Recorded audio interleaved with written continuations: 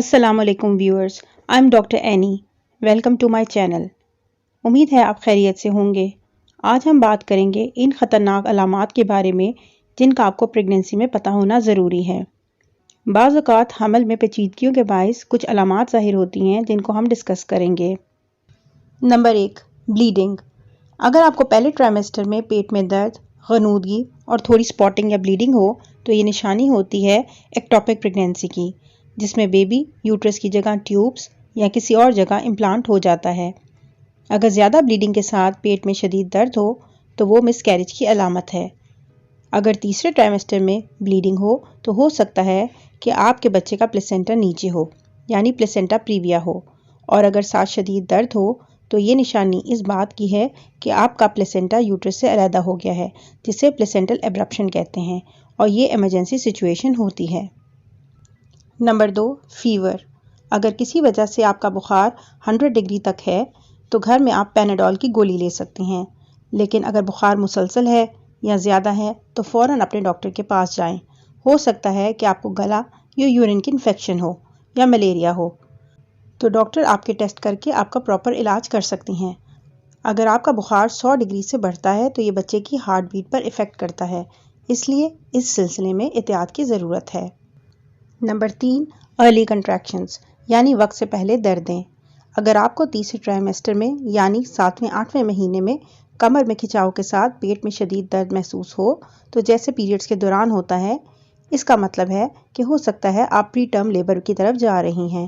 اس لیے آپ کو فوراً ایمرجنسی ڈاکٹر سے چیک اپ کروانا ضروری ہے، کیونکہ پری میچور لیبر پریگننسی میں کسی وقت بھی شروع ہو سکتی ہے. Number 4، نوزیا vomiting. پریگننسی میں تھوڑی مارننگ سکنس، نوزیا وامٹنگ نارمل ہے اور تقریباً 90% خواتین اس کی شکایت کرتی ہیں. لیکن اگر وامٹنگ بہت زیادہ ہو جس کی وجہ سے مریض سے کچھ کھایا پیا نہ جائے، یا وہ جو بھی کھائے اسے وامٹنگ ہو جائے، اس سے مریض ڈی ہائیڈریٹڈ ہو جاتا ہے اور بچے کی گروتھ متاثر ہو سکتی ہے. اس کو ہائپرایمیسس گریویڈیرم کہتے ہیں. آپ کو چاہیے اگر ایسی سچویشن ہو تو اپنے گائنیکالوجسٹ سے رابطہ کریں تاکہ وہ ڈائٹیشین سے مل کر آپ کا پراپر ڈائٹ چارٹ بنا کر دیں. اور ہو سکتا ہے کہ آپ کی ٹوین پریگننسی ہو یا مولر پریگننسی ہو، تو اس صورت میں آپ کو ایڈمٹ ہونے کی ضرورت ہوتی ہے. نمبر 5، بیبی موومنٹس، یعنی بچے کی حرکت. دوسرے ٹرائمیسٹر میں بچے کی موومنٹ تیسرے ٹرائمیسٹر کی نسبت زیادہ ہوتی ہیں. تیسرے ٹرائمیسٹر میں بچے کی حرکت ککس کی صورت میں ہوتی ہیں. اگر آپ کو 2 گھنٹے میں 10 ککس محسوس ہوں تو یہ نارمل ہیں. کوشش کریں کھانے کے بعد بائیں کروٹ لیٹ کر بچے کی حرکت کو محسوس کریں. اگر بچے کی حرکت کم ہو یا بالکل محسوس نہ ہو تو فوری اپنی ڈاکٹر سے رابطہ کریں. خیال رہے کہ بچہ بھی ہر وقت موو نہیں کرتا، اس کے بھی سلیپ پیٹرنز ہوتے ہیں، لیکن بچے کی حرکت پر نظر رکھنا بہت ضروری ہے. Number 6، lacking. اگر بچے کا واٹر بیگ 9 ماہ پورے ہونے سے پہلے لیک ہو جائے تو اس کا مطلب ہے کہ آپ پری ٹرم لیبر کی طرف جا رہی ہیں، اس لیے اپنی گائنیکالوجسٹ سے کانٹیکٹ کرنا ضروری ہے. Number 7، league swelling. پریگننسی میں پاؤں اور ٹانگوں پر تھوڑی بہت سوجن ہوتی ہے، لیکن اگر آپ کو لگے کہ ایک ٹانگ پر سویلنگ زیادہ ہے اور دوسری طرف کم، یا ٹانگ کا کلر چینج ہو رہا ہے، یا اس میں بہت زیادہ درد محسوس ہو رہی ہے، اس صورت میں بھی آپ نے اپنی ڈاکٹر کو ضرور چیک کروانا ہے، کیونکہ پریگننسی میں خون زیادہ جمتا ہے، اور خاص طور پر ان خواتین کا جن کا وزن زیادہ ہوتا ہے، اور ان کو اس کنڈیشن جسے ڈیپ وین تھرومبوسس کہتے ہیں اس کی شکایت ہو سکتی ہے. Number 8، increase weight gain. اگر آپ کو لگے کہ آپ کا وزن اچانک زیادہ ہو رہا ہے اور اس کے ساتھ ہاتھوں، پیروں اور فیس پر سویلنگ ہو رہی ہے تو فوراً اپنی ڈاکٹر کے پاس جانا ہے، کیونکہ ہو سکتا ہے آپ کا بلڈ پریشر زیادہ ہو، اور اس کنڈیشن کو ہم پری کلیمشیا کہتے ہیں، جس کی فوری تشخیص اور علاج ماں اور بچے دونوں کے لیے بہت ضروری ہے. Number 9، itching.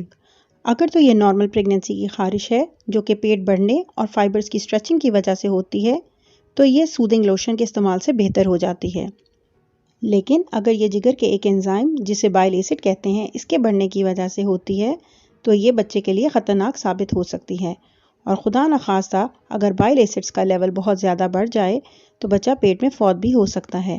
اس کنڈیشن کو ہم کولسٹیسس آف پریگننسی کہتے ہیں.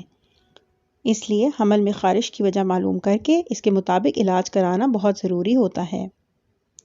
نمبر 10، کئی بار ایسا ہوتا ہے کہ خواتین کا پاؤں سلپ ہو جاتا ہے یا کسی ایکسیڈنٹ کی وجہ سے وہ گر جاتی ہیں، تو اس صورت میں بھی ڈاکٹر کو چیک کروانا لازمی ہے۔ بے شک آپ کو بچے کی حرکت ٹھیک محسوس ہو رہی ہو اور آپ کو لگ رہا ہو کہ سب ٹھیک ہے، لیکن پھر بھی ایک بار ڈاکٹر سے معائنہ کروا کر اچھی تسلی کر لیں۔ تو یہ تھیں وہ تمام علامات جن کی بروقت تشخیص اور فوری علاج بہت ضروری ہے۔ اس لیے ضروری ہے کہ جیسے ہی آپ کی پریگننسی کنفرم ہو، آپ اپنے آپ کو ڈاکٹر کے پاس بک کروائیں، تاکہ اگر پریگننسی میں کوئی بھی کمپلیکیشن ہو تو آپ فوراً اپنی ڈاکٹر سے رجوع کر کے اس کا ٹائملی ٹریٹمنٹ کروا لیں۔ امید ہے آپ کو میری آج کی ویڈیو پسند آئی ہوگی۔ اگر ویڈیو پسند آئی ہے تو کائنڈلی اس کو لائک کیجئے، میرے چینل کو سبسکرائب کیجئے اور کمنٹ سیکشن میں اپنے رائے کا اظہار ضرور کیجئے۔ شکریہ۔ اللہ حافظ۔